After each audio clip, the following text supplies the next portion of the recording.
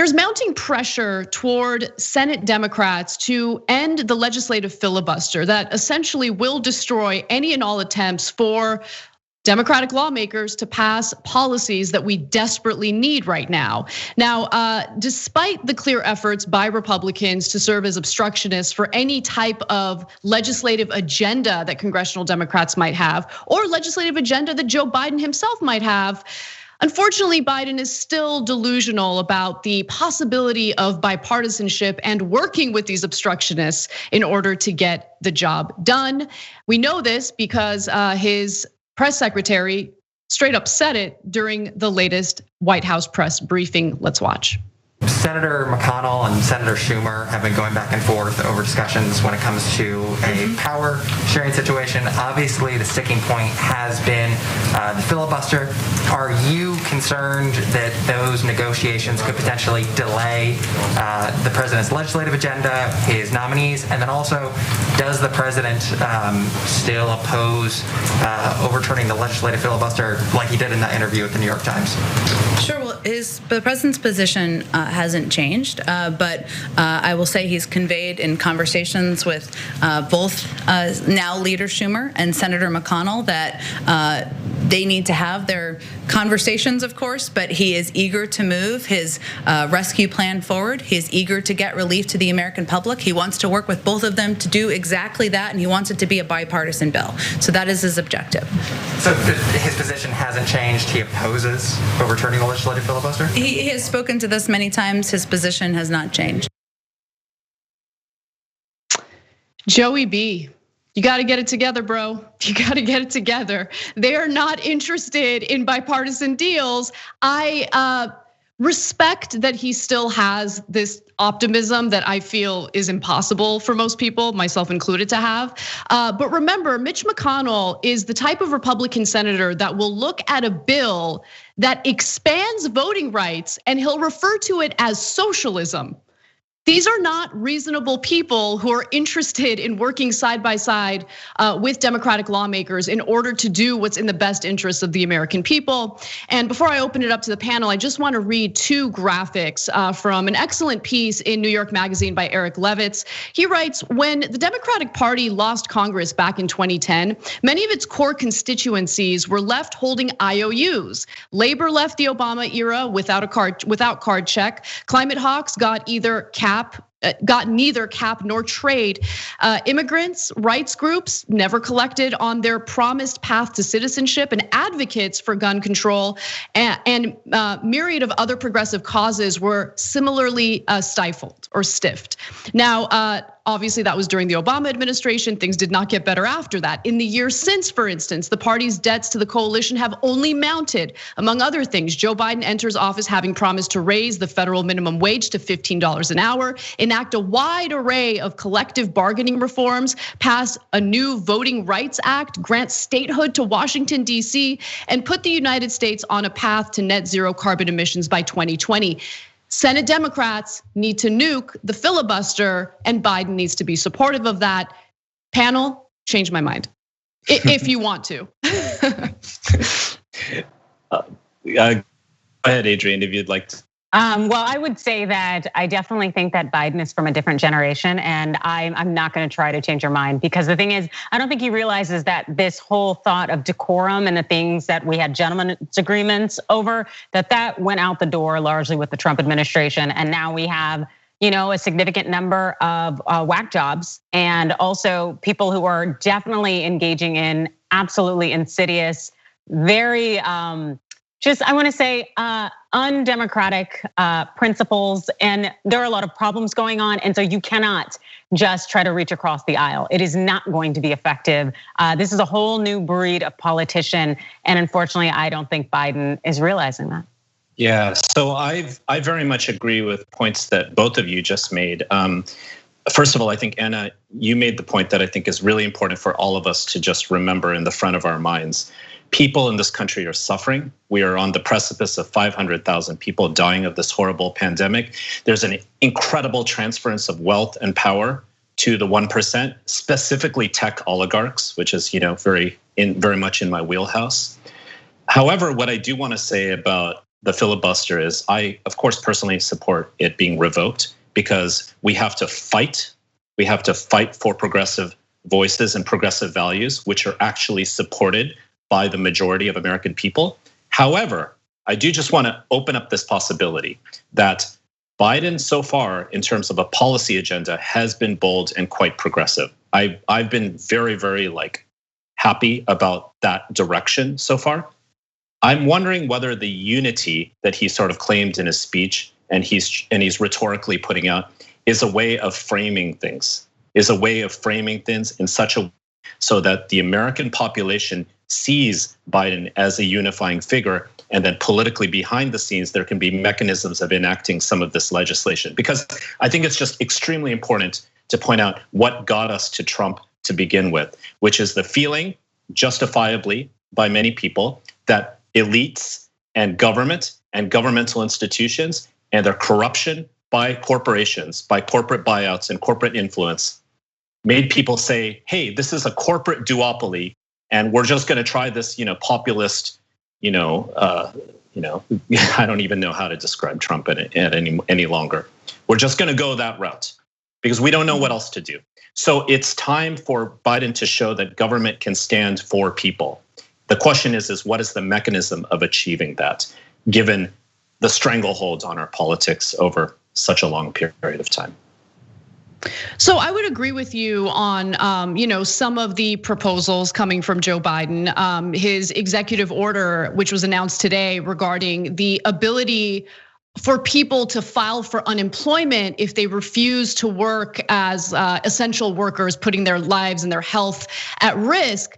That was a huge deal. I want to give him a tremendous amount of credit for that, because if you, let's say, are a grocery store worker and you decide, okay, well, I have issues with my immunity, and so I'm incredibly vulnerable to this virus. I literally cannot go work and risk my life, to do my job. You should have the ability to, file for unemployment and have that social safety net, catch you in this incredibly difficult crisis. And so I love the fact that he opened that up for people through an executive order. On the other hand, he did also propose some pretty incredible policy. For instance, offering $3,000 to each family per child every month. I mean, when I was reading the details of this, I was pretty shocked. But I mean, he could propose rainbows and unicorns all day, every day. But if it's not going to pass in the Senate because of this 60-vote legislative filibuster necessary to pass legislation in the Senate, it doesn't really mean anything. So,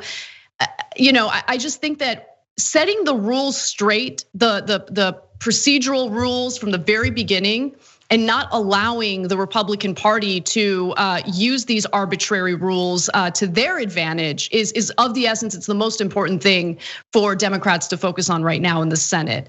The one other thing I wanted to add, though, is, and this is a fair point, right? So as we all know, we have 50 Democratic senators, 50 Republican senators. Vice President Kamala Harris would be the person to break the tie when it comes to legislation if they decide to get rid of the filibuster and all they need is a simple majority to pass legislation. Now, one person who has served as a little bit of an obstacle here because of his messaging is, of course, Senator Joe Manchin, who made this commitment recently, last November, during an interview with Fox News. Let's take a quick look at what he had to say. You tonight, and I commit to all of your viewers and everyone else that's watching, I want to lay those fears, I want to rest those fears for you right now, because when they talk about whether it be packing the courts or ending the filibuster, I will not vote to do that. I will not vote to pack the courts, I think, and I will not vote to end the filibuster. Brett, this system, the Senate, was so unique body in the world. It was made to work together in a bipartisan way. And once you start breaking down those barriers, then you lose every reason that we are the institution that we are, the most deliberate body. So I want to lay those fears to rest, that won't happen, because I will not be the 50th Democrat voting to end that filibuster or to basically stack the court. So I've already shared with the audience several times how I felt about that interaction and the statements made by Senator Manchin there, a so-called Democrat. But I do want to get your thoughts on it. I'll start with you, Ramesh. Yeah, Manchin is setting himself up to be a power player in the Senate. You know, some of the so-called moderate Republicans were during the previous administration. I think that it's pretty ironic because the filibuster was supposed to be set up as a mechanism of supporting bipartisanship, but it's become a mechanism of supporting obstructionism and the absence of any action, which is what led us to Trump to begin with, right? As I was alluding to before.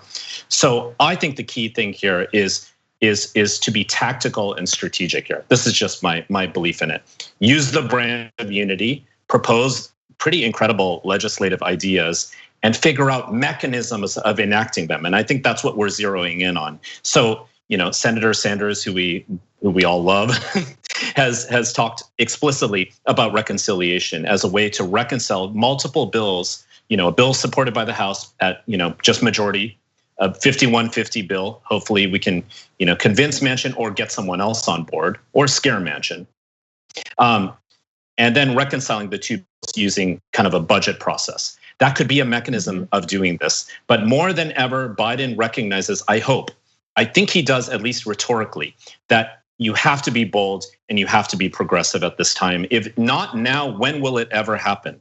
When will it ever happen? Yeah. That's the question I have. And really, this is, in my opinion, it's just so critical for the point that you're alluding to, Ramesh. Just I'm already seeing quite a bit of figures like Tucker Carlson try to appeal to the economic anxieties of people by using the same type of fake populist, jargon that we saw from Donald Trump in the 2016 election. And Adrienne, I would love your thought on this. Are you at all concerned about, the rise of real fascism in this country and how using that populist rhetoric by people like Tucker Carlson will suck in certain people who might maybe either turn a blind eye to or not be completely aware of Tucker Carlson's hatred for people of color, immigrants, Black communities? I mean, that's usually what fascists point to when they try to find solutions for people's economic anxieties. Let's see. So I think that this push for fascism, that it was more problematic largely when Trump was in power as opposed to now, even though it's just been a matter of 2 days, if that.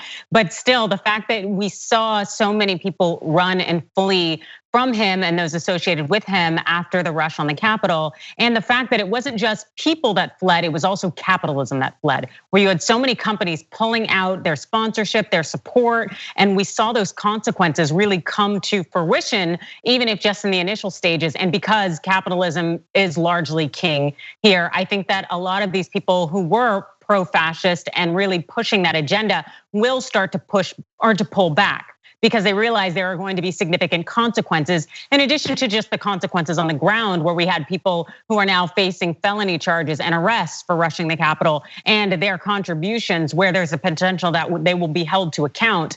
I think when people realize there will be real consequences, not only will it hit me monetarily, but also possibly take away my rights, they're going to hush and maybe go a little bit more underground, but they will still be there waiting for their next leader to rise and bring them up. So one final point that go ahead, Ramesh. No, just really quick. I think it's just worth reminding people that despite Trump's rhetoric of populism, he is responsible. The only major legislation actually that happened on his watch was the biggest tax cut in the history of this country for the 1% and the oligarchs, right? So it's a fake populism, as you put it out. But Biden has a real opportunity here to make people who are alienated, they're dispossessed more than ever during this pandemic, do something about it through the lens of unity to make everyone feel good, but do something about it. And I'm hopeful that that will happen. And the final point that I'll make is that right now, because there is a 50-50 split among Democrats and Republicans in the Senate, Mitch McConnell and Chuck Schumer are supposed to agree on some sort of power sharing agreement. And part of the reason why they haven't agreed on that, and these are essentially the rules, the procedural rules moving forward, is because Mitch McConnell wants a commitment from Chuck Schumer that the Democrats will not get rid of the legislative filibuster. I would would advise Schumer to do exactly what Mitch McConnell would do in this situation, lie and then proceed to nuke the filibuster. That's what he should do. They should understand their power and they should use it. Time is of the essence. People are starving. People are terrified about their futures. People are not able to pay their rent. They need economic relief right now, and it can't be a measly, $900 billion bill that doesn't actually address their anxieties. They need to be bold, they need to understand the power they have, and they need to move forward. Thanks for watching The Young Turks, really appreciate it. Another way to show support is through YouTube memberships. You'll get to interact with us more. There's live chat emojis, badges.